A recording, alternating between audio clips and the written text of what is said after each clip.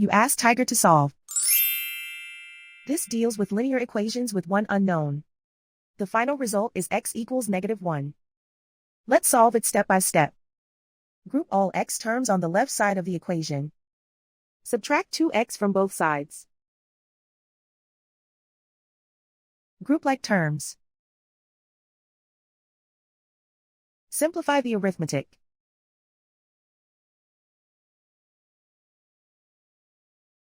Group all constants on the right side of the equation.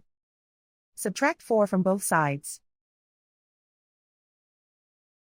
Simplify the arithmetic.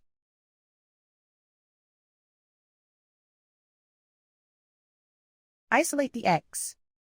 Divide both sides by 4. Simplify the fraction.